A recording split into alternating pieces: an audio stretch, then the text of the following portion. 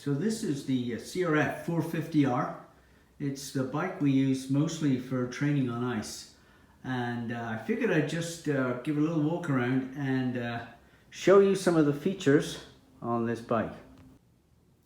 This is a chain deflector that I had to make. So the thing with the bikes is they have big spikes in the tires. I can just show you that. And they kind of stick out the side a bit. And right about here, we get a point where the tire and the chain, I mean, see that, let's see if I can get a good shot. Yeah, the tire and the chain get kind of close.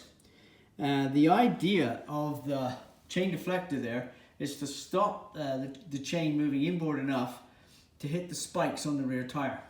So that is actually a piece of an old chopping board attached to a piece of angle there that I attached to the swing arm. It goes all the way through and all the way down to the bottom as well, for the same reason, to stop the chain hitting the spikes in the tires and dulling them so you don't get as much grip. And that, the middle of that piece of chopping board there is actually anchored to the chain guide.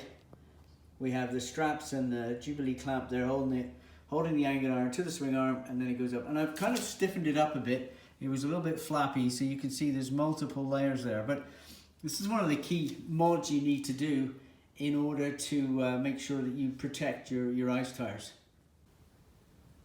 Moving up now to the handlebars, one of the primary things you need to get is one of these kill switches. This one is, I think it was a Moose Racing one.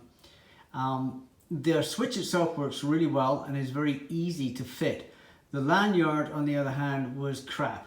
So after going through 3 different lanyards, our good friends at Jack Carter South helped us with that. They replaced them 3 times, and then we said we got to do something different. I actually went in Canadian Tire in the boating part and found a tether strap there, which is so much better than the one that comes with this unit.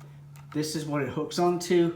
When you come off the bike, so you can see it better this way, it pulls out, this little key comes out, and the motor stops, so that you don't have the motor turning the wheel. I'll show you the tire in a minute and you'll understand why.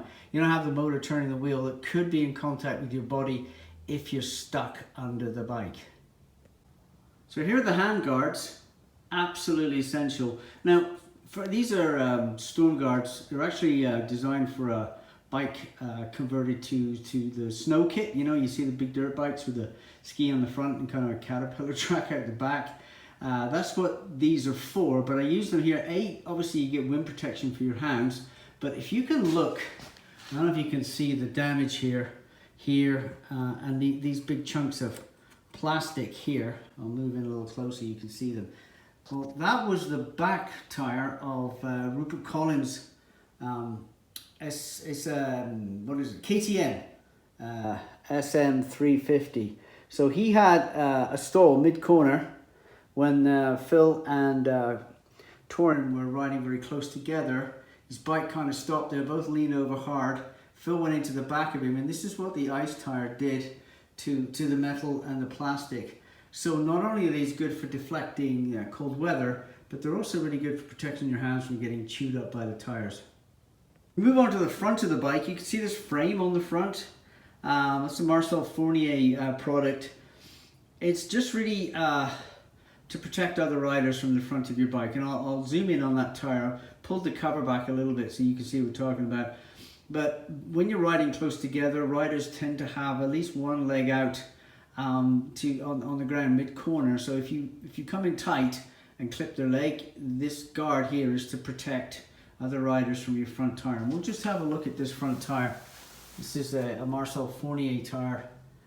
You can see, let's see if we can get the camera to focus properly. You can see what we got here.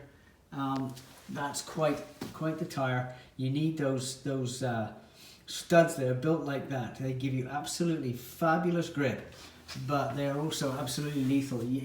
Often I will, when I'm putting the tire covers up, I'll end up with little cuts. So anyway, that's the tires. There's the frame covering the front wheel. There's the guards. There's the trusty old CRF450. Thanks for watching. As they say, please like and subscribe, it helps us out, and hopefully I'll produce more on this bike next time we ride it.